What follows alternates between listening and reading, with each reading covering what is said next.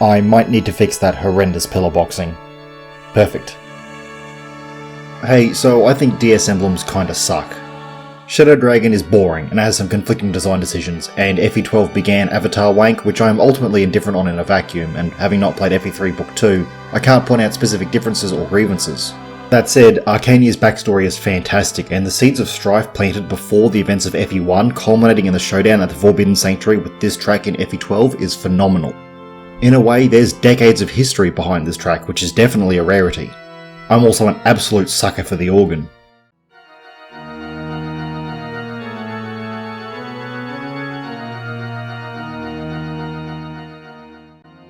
This track may be one of the most haunting in the series, and it fits the evil Medius has embraced by using young women's very life force as shields for his and all of Dragonskind's resurrection.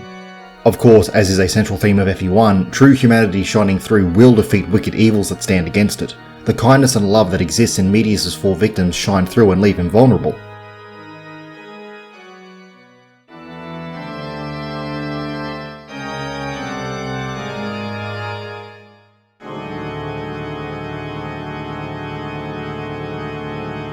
That low sting at the end of the song is full of despair, but I don't see it as our hero's despair, it's Medius's as his sacrifices break from his spell and stand against him.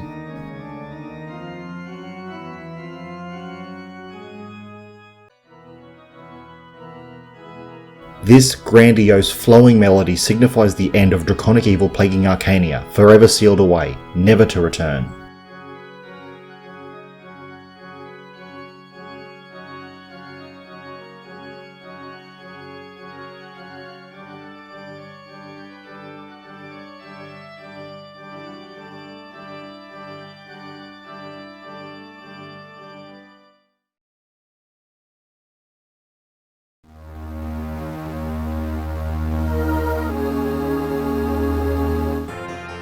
A very underappreciated track, Dragon's Gate 2 existing as among the best final map themes in the series despite the limitations of the GBA sound font, which past the surface level I know nothing about the technical side of, is quite an accomplishment. Starting off with a blare of brass to establish presence with the backing of those high bit crushed harpsichord-like strokes gives the appropriate disquieting atmosphere that comes with fighting what are essentially the risen dead of your greatest opponents.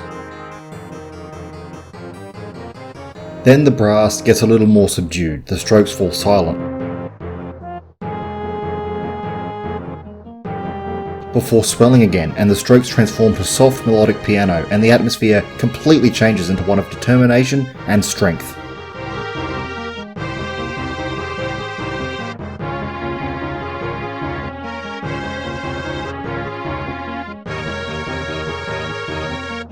I think there's a key change from minor to major as this happens here, but I am musically illiterate.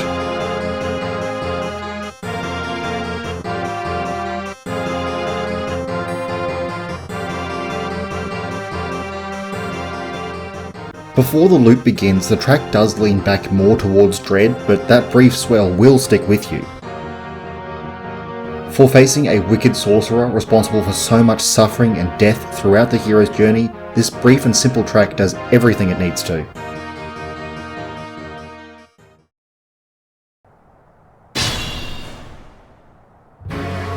That this isn't number 1 might be contentious in the minds of some, but I'll happily ignore those people.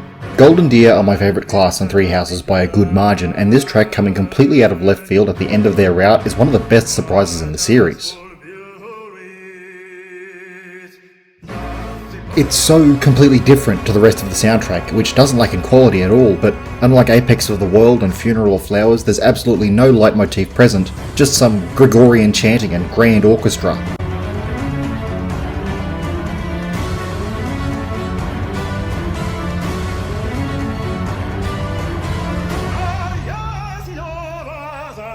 If we compare the lyrics of God-Shattering Star to other tracks in the game with lyrics, it continues to further itself.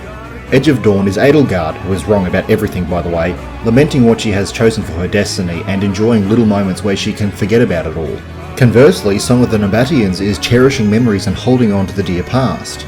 God-Shattering Star is a call to arms, a march to war, a violent and mighty roar against fate.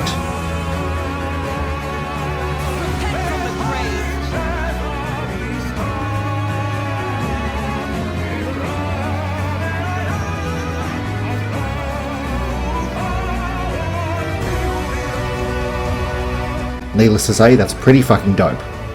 God-Shattering Star has also received a lot of post-launch fan love, with Claude's voice actor covering it in both English and mostly as it was in-game.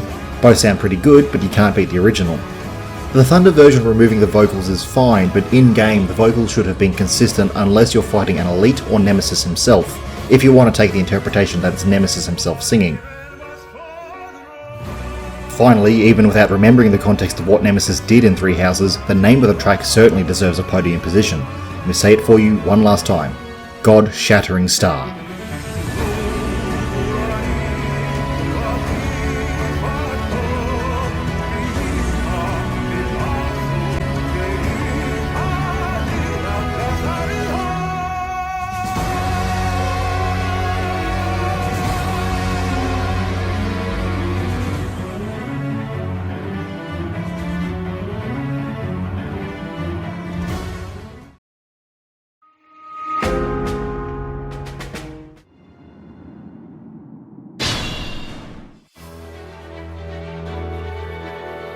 I've heard criticism Twilight of the Gods is just generic loud orchestra with opera. Fuck that, I reckon this song has everything. But I can promise you one thing, it certainly won't be you. The slow build-up of strings with the slightest backing of brass and woodwind before percussion and vocals enter is perfect for surveying the map and taking in what is the final battle for peace across Valentia, potentially accompanied by the final map quotes of your various units. I want to go a bit more in depth on lyrics on this one, as while I don't think there's any official translation, there seems to be a consensus on the mix of Latin and English lyrics and the overall theme of the track, which I'll come back to. Unlike God-Shattering Star, after reading the lyrics I can follow along as the song plays.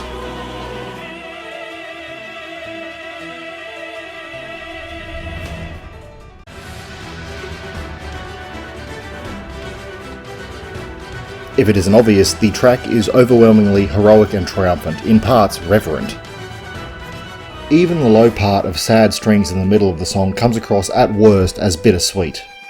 This is such an excellent track for backing the final march forward with unwavering resolve to stop the grand evils that have been plaguing the lands and people our heroes love so dearly. Anyway, the lyrics, I think it's deliberate that what sounds like such a triumphant song is actually a hymn of desperation from the Duma faithful. Paraphrasing here, but the lyrics starting with giving praise to Duma for his power before going into resolutely standing against the threat to their god, then transitioning into these approximate lyrics.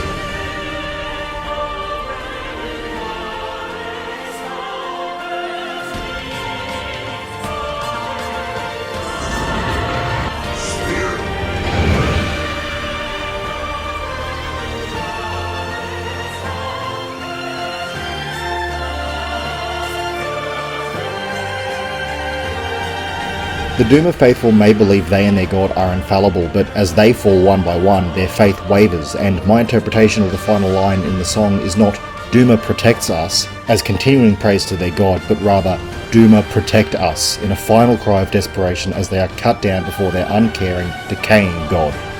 Twilight of the Gods is an incredible track, a deserved silver medal, beat out in part by my sentimental attachment to the gold.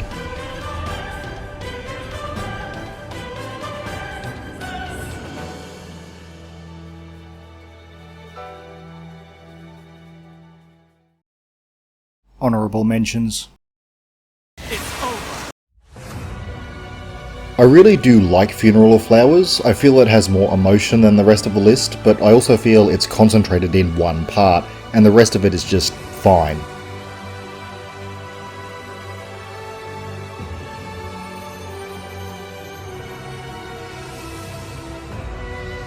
Starting off, sure, it sounds very bittersweet, almost mournful, which fits what's happening at the end of Silver Snow, but then even with its sad strings, it meanders just a little until you hit the crescendo.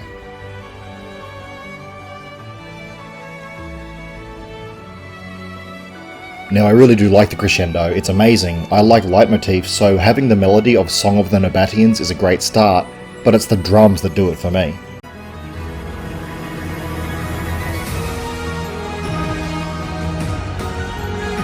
That's a heartbeat. That's Violet's heartbeat.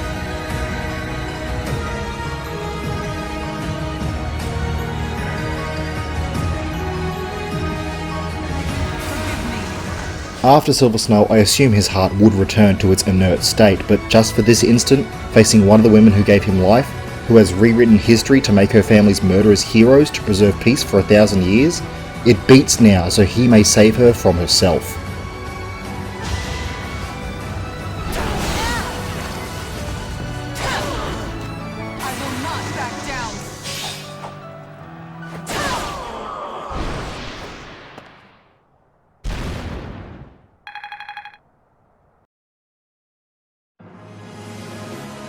Not a final map theme, thus not in the running.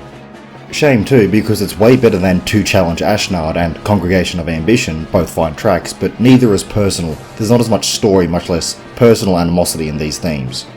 Those two tracks also disappear once Ashnard is killed, while the Black Knight's theme comes back in the sequel as Unstoppable Destiny, another fantastic name.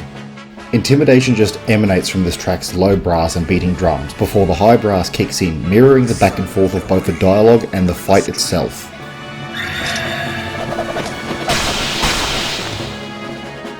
And I adore the battle portion of the song. The victorious swell of the high brass just goes perfectly with Ike using Ether, and fighting with his everything. Swinging Ragnell with ferocity as even the Black Knight is taken aback. He stops toying with Ike, but as the brass settles just before the loop begins, he realises that Ike is not yet Gawain at his best, merely a shadow, and thus as the loop begins proper, he begins to decide to at least end the match in a draw. Best boss theme in the series, no doubt about that. Speaking of tellies, if To Challenge Ashnard is out,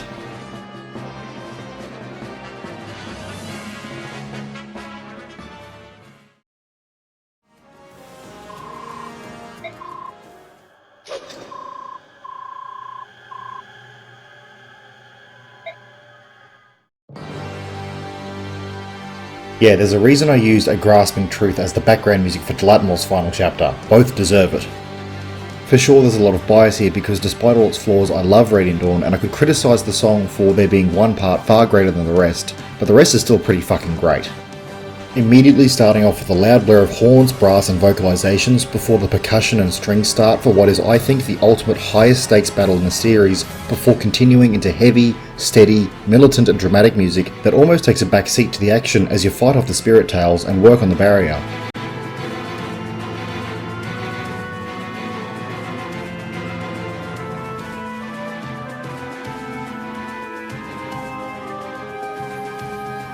Before it wanes to gentle piano and horns, before the vocals and brass rise to the crescendo, that at the point you hear it in-game is a bit premature.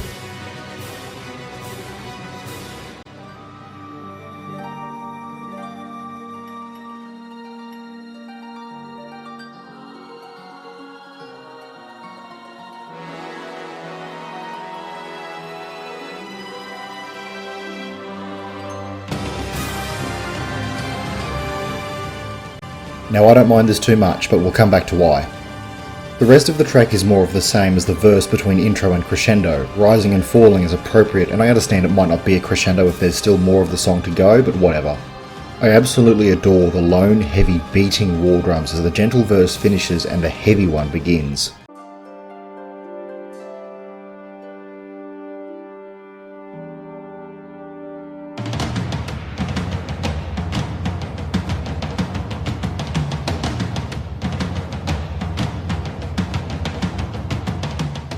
All parts of this song complement itself so well, with beating drums and blaring brass, soothing piano and woodwind, and the vocals always match whatever the tone of the verse is, even if these vocals are silent.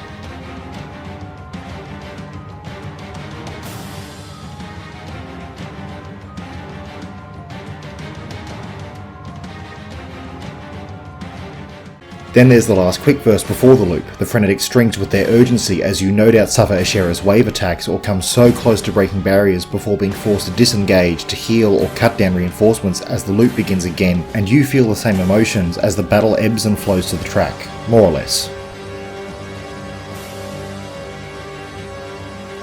The correct thing to do is wait until the music loops back around to shortly before the crescendo as you've got Ike's guaranteed kill on Ashera. Then time it right like this.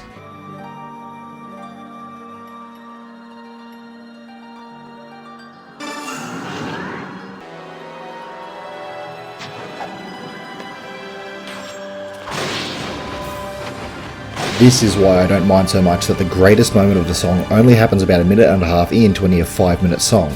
Even the title stands above the rest. God-Shattering Star sounds cool, and you can put Nemesis' actions or Claude's Fallen Star move as context, but it's still pretty surface level.